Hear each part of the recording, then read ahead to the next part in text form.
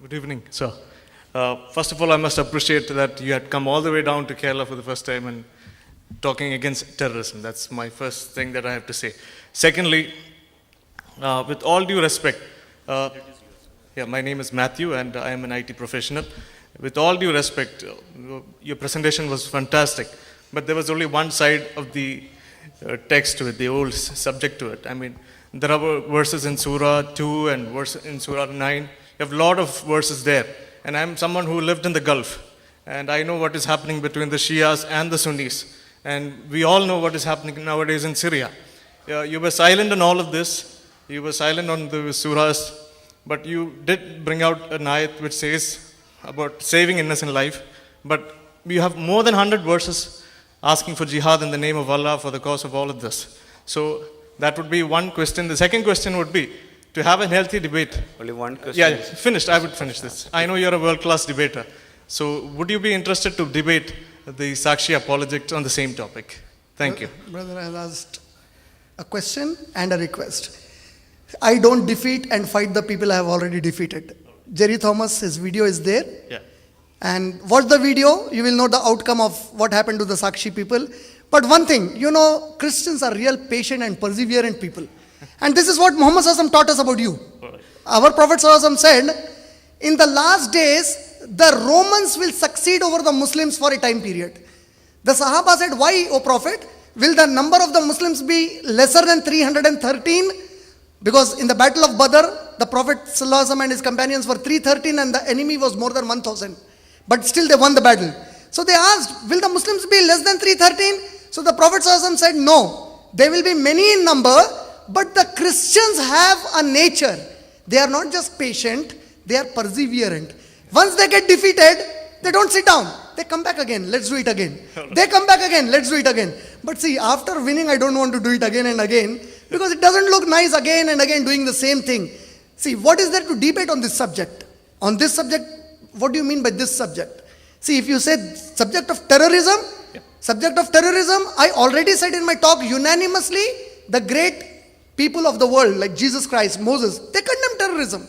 If somebody misinterprets what they said, the problem is with them and not with Jesus and Moses. Because as a Muslim, for me, I am not a Muslim if I don't love Jesus Christ and believe in Jesus Christ as much as I love and believe in Prophet Muhammad Sallallahu Alaihi Wasallam. No Muslim is a Muslim if he does not believe and love Jesus Christ, may peace be upon him, as a mighty messenger of Allah, not equal to Allah, not the son of Allah, as a mighty messenger of Allah, like Prophet Muhammad Sallallahu, Prophet Moses, Prophet David, Prophet Solomon, and many others like him. So we love him. Moses, we love him. So from the religious perspective, what is there to discuss about terrorism? There is nothing to discuss about terrorism. You said about Shia and Sunni conflict. Yes. Yes, I agree.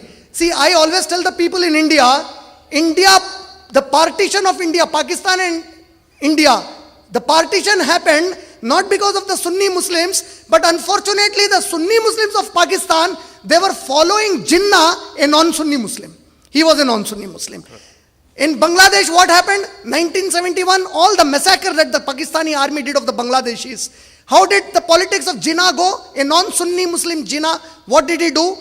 In Pakistan after independence, he declared Urdu to be the national language. And Urdu was spoken only by 4% of the Pakistani people. Deliberately he did it even after knowing that the population of Bangladeshis is much more than them. So this continued even after the governments of Jinnah. After Jinnah, the governments did the same policy. So all the fight came because of him. Then the Islamic Revolution of Iran, they call it Islamic Republic of Iran. I don't know whether you know about the census of the world. In the entire world of the 1.3 to 1.6 billion Muslim population, only 8 to 10% are Shia Muslims. 90% are Sunni Muslims in the world. Majority is Sunni Muslims. From where did in the Muslim world suicide bombing start? Not by Sunni Muslims. Hizbullah, the Shia group, started it. They were the first in the Muslim world. But today we have Sunnis and Wahhabis. No, let me come to that point. Yeah. Wahhab, Muhammad bin Abdul Wahhab, he is blasted for terrorism.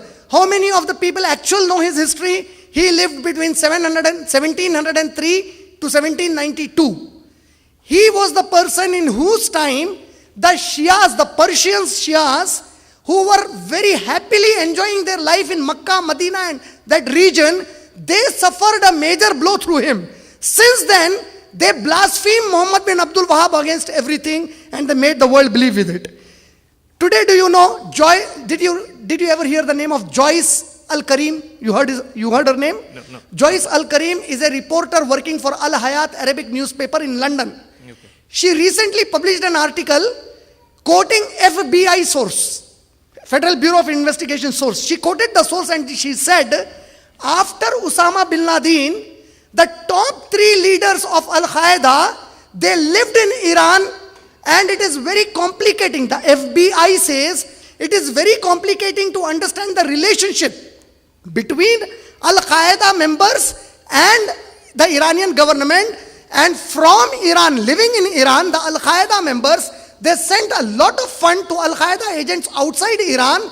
But what commonly is understood is, it looks as if Iran was supporting the Al-Qaeda group for 2 purposes. One purpose is to kill Americans and Israelis. The other is to change the Sunni governments in the Sunni regions. But see, common people do not know all this research.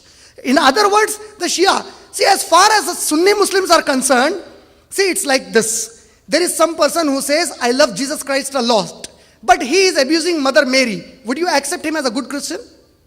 You will never do that. Am I right or wrong? Right. Will you accept him a good Christian? No. You will never do it.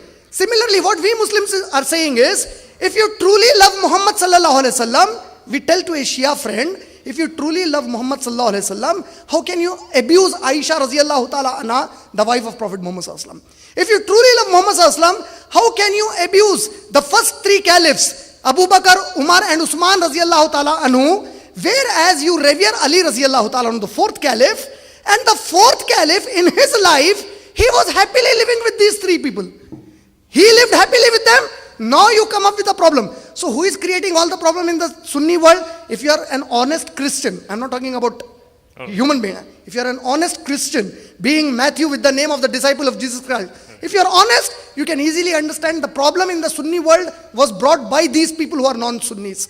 The fight between Iran and Saudi Arabia today is basically because Iran, which suffered a loss at the hand of Arab Sahaba, now they want to defeat the Arabs and bring a power of the Persian region over them. This is the major fight if you go into the bottom line. So all these things, if you analyze, Islam nowhere stands for terrorism. When I said about the ayat of jihad in the Quran, see, you read the Quran? A little bit. You have read it completely? A little bit, yeah. Would you like to? I would like to gift you All right. a translation English, Yeah. Tamil and a knowledge brochure. Please, I would like you to go through all the ayat. The references are here. Read it about jihad in the Quran and you come back to me. You take the address. I swear you, I will come back to the same auditorium with the request to them. I will convert to Christianity if you show me one ayat in the Quran which says kill innocent people. Please take it. All right.